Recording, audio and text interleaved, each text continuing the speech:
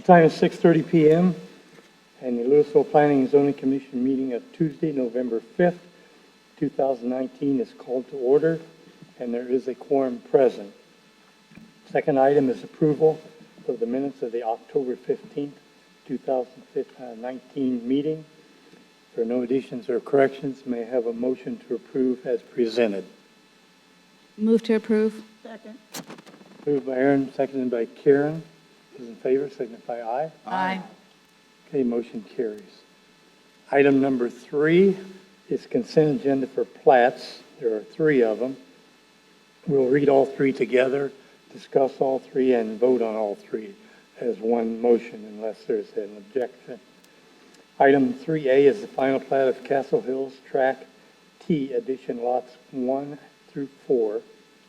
Block A. It's on 23.097 acres. It's out of the R Plain Survey, abstract number 1218, with General Business 2, GB2, and that's the zoning designation. It's located on the south side of Farm to Market 544, approximately 1,350 feet east of Windhaven Parkway. Item 3B is final plat of Castle Hills Phase 4, Section B, additional lots 1 R1 and 1 R2, Block P, and this is 1.9647 acres. It's out of the Harrison Young Survey, abstract number 1448. It's with General Business 2, GB2. That's the zoning designation. It's located on the southeast corner of Farm to Market 544 and Farm to Market Road 2281. It's a replat of Castle Hills Phase 4, Section B, additional Block P, Lot 1. Item 3C, final plat of Legacy Point Addition, Phase 2, contains 72 residential lots, 1 drainage right-of-way lot, and 1 street right-of-way lot. This is 9.618 acres out of the East Sutton Survey, abstract number 1167, Zone Plan Development State Townhouse, PD-ETH. It's located on the east of North Keeley Avenue. It's approximately 430 feet north of East College Street. Good evening, Commissioners. All 3 of these plats have been reviewed by staff, and there are no variances being requested, so our recommendation is that the Planning and Zoning Commission approve the plats as presented. Commissioners, any questions?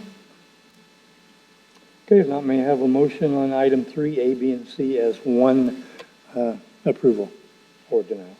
Move to approve on items A, B, and C. Move to approve by Mary Ellen. Second. Seconded by William. Those in favor signify aye. Aye. Opposed? Carries unanimous. Okay, item number 4. It's public hearing plats. It's the final plat of Villas of Rockbrook. It's the addition containing 66 residential lots, 8 common area, 1 open space lot. It's on 10.112 acres. It's out of the L. Burgess Survey, abstract number 52, zoned plan development mixed use PD-MU, located on the southwest corner of Rockbrook Drive and East Euchre Lane.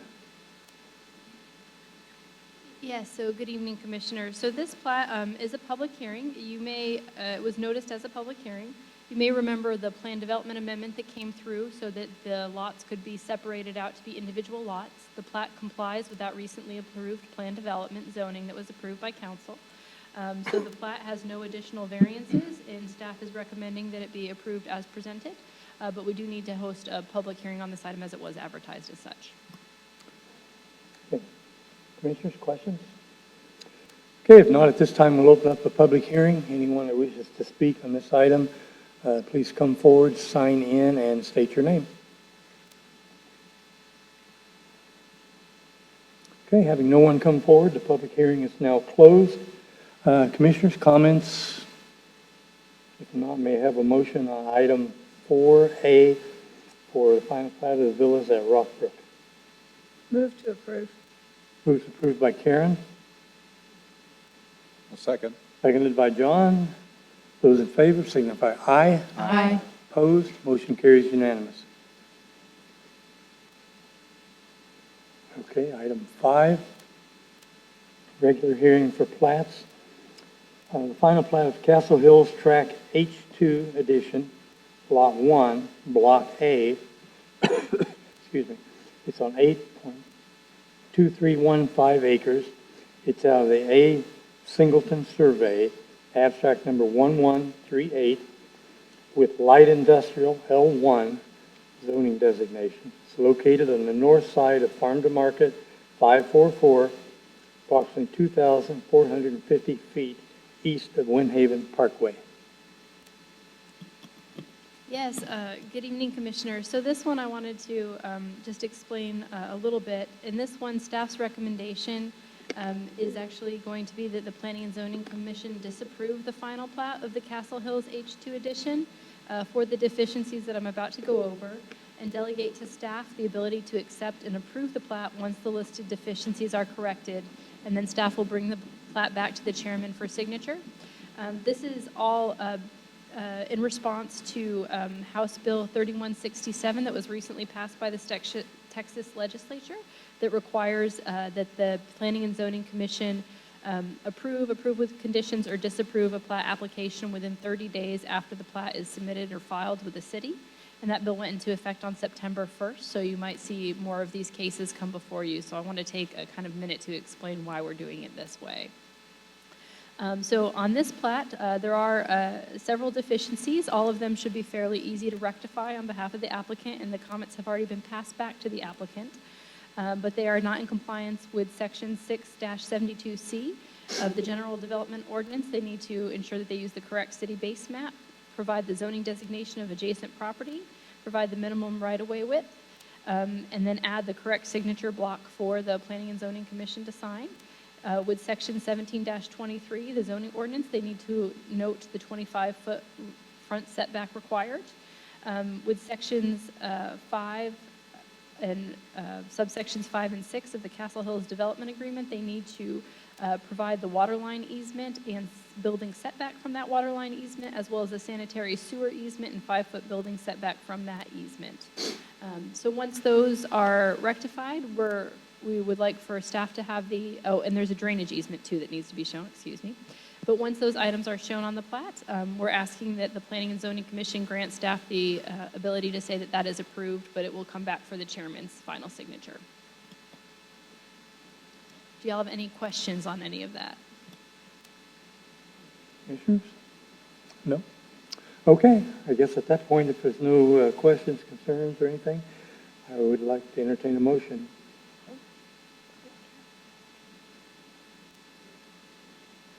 Make a motion to deny at this time. Yeah. Motion by John for denial and all that. Is that with staff's recommendation? Yes. Yes. Sorry. Second. Second by Mary Ellen. Those in favor signify aye. Aye. Opposed? Motion carries. Item number 6, other business, Louisville 2025 update discussion. Yes, Commissioners. So I know all of you all are familiar with our current 2025 plan. We have recently engaged Karen Walls as a consultant to work on an update to that plan. Hopefully we will get it to be a 2035 plan. I know Karen serves on the 2035 committee, and Aram, are you still on that committee? No, okay. So you might want to jump in if you have something that I'm missing. But in October, we had a Train the Trainer event, and I think several of you attended that event. If you missed it, we do have the materials online, and we can send them to you if you just want to send us an email, and we can get you those materials. But we really do want to encourage all of our community leaders and all of our citizens to attend a big event that we're having. We're really going to push outreach over these next few months in preparation for the big event. The big event will be on January 29th, 2020. And that will be for Louisville. And then we'll have a slightly smaller event the next day for all the Castle Hills residents on January 30th. It's just a shorter event, just to help bring them into the community, as they'll be part of our community fairly shortly. So we have teams of directors and other city staff doing outreach to the community. But what we'd like to ask of you is if there's any group that you're associated with or know, we'd be happy to sit down and meet with your group, or if you're planning to do outreach to a particular group, we're happy to attend that as well. And that can be a formal association, or it can be an informal gathering, like a book club, a church group, anything of that nature. We're just happy to reach out to as many citizens as possible. And it's about a 30 to 45-minute presentation, so it's nothing too lengthy. We also wanted to let you know that we do have website and surveys online on the Louisville website.